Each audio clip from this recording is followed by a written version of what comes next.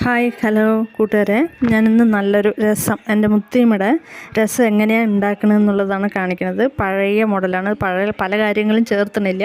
അപ്പോൾ ഇതൊന്ന് നോക്കി.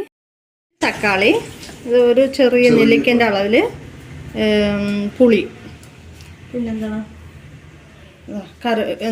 മല്ലിയില വന്നിട്ട് കുറച്ച്, ഇതിൻ്റെ കൂടെ തന്നെ ഒരു തണ്ട് കറിവേപ്പില. ഇതെല്ലാം കൂടിയിട്ട് നന്നായിട്ട് കൈ കൊണ്ട് തന്നെ കുഴച്ചെടുക്കാം. നന്നായിട്ട് കൈ കൊണ്ട് ഉടച്ചെടുക്കാം. കൈ കൊണ്ട് തന്നെ കുഴക്കണം. ഇതിൽ കുറച്ച് ഉപ്പ്, കല്ലുപ്പ്, എന്നിട്ട് നന്നായിട്ട് ഉടയ്ക്കുക. ആദ്യം ഇതിലൊഴിക്കുക. ഒഴിച്ചു ഒരു കപ്പ്, ഇത് ആവശ്യമുള്ളത് എടുക്കാം. ഒരു കപ്പ് ഒഴിച്ചു.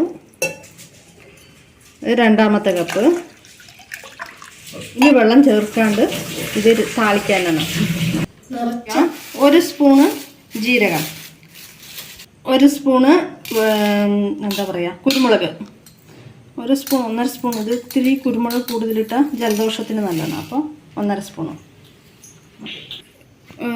ഒരു കുടം, അതായത് എൻ്റെ വലിയ കുടമായിരുന്നു അത്, വെളുത്തുള്ളിയുടെ. അത് ടോട്ടൽ 10-15 ഉണ്ടാവും. അത് ഒരു പച്ചമുളക് ഒരെണ്ണം. ഇതെല്ലാം കൂടിയിട്ട് നന്നായി ചതച്ചെടുക്കുക. ഇത് വെളുത്തുള്ളി തോലോട് കൂടി ഇട്ടിട്ട് ചതയ്ക്കുക. അപ്പോൾ നല്ല മണം കിട്ടും. ഇതെല്ലാം ഇട്ടിട്ട് നന്നായി ചതയ്ക്കുക. അരച്ചെടുക്കണ്ട, ഒന്ന് റിവേഴ്സ് അടിച്ചെടുക്കുക.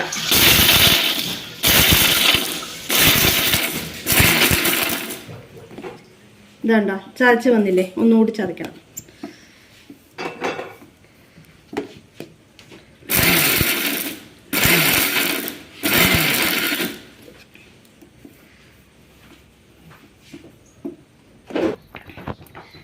ചതഞ്ഞതാണ്, അരഞ്ഞിട്ടില്ല, ചതഞ്ഞിട്ടുണ്ട്. റിവേഴ്സ് അടിക്കുമ്പോൾ നന്നായി ചതയും. 2 സ്പൂണോളം ഉണ്ടാവും. ഒരു ചെറിയ ടീസ്പൂണ് കടുകിടുക.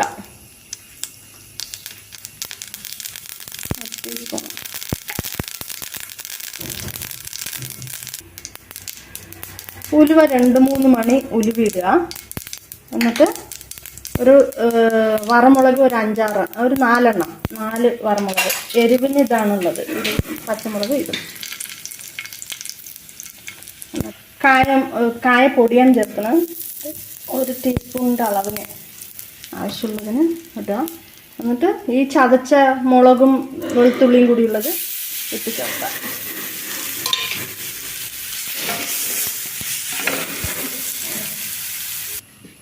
ഈ തക്കാളിനെ ഒരുപാട് വഴറ്റണ്ട. ഇതിലേക്ക് അപ്പം തന്നെ ഈ വെള്ളം കലക്കി വെച്ച് വെള്ളം ഒഴിക്കുക.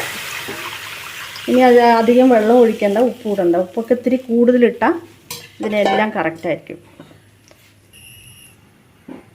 ഈ സൈഡ് ഇങ്ങനെ പൊങ്ങുന്ന സമയത്ത് ഈ സൈഡൊക്കെ ചെറുതായിട്ട് വരുമ്പോൾ ഇത് ഓഫ് ചെയ്യുക.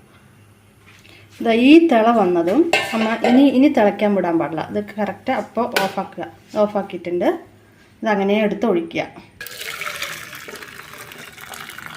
ലാസ്റ്റ് ഒരു 1/2 സ്പൂണ് നെയ്യ്, ആവശ്യമുണ്ടെങ്കിൽ മാത്രം, ഇഷ്ടമുണ്ടെങ്കിൽ മാത്രം ചേർത്താൽ. ഞങ്ങൾ ചേർത്തുണ്ട്. ലാസ്റ്റ് കുറച്ച് മല്ലിയും കറിവേപ്പിലയും ഇട്ടിട്ട് ഈ ആവി പോകുന്നതിന് മുമ്പ് നന്നായിട്ട് അടച്ച് വയ്ക്കുക. അതെല്ലാം ഇറങ്ങും. ഇതാണ് ഞങ്ങളുടെ മുത്തിയമ്മയുടെ രസം. മുത്തിയമ്മ ഉണ്ടാക്കണ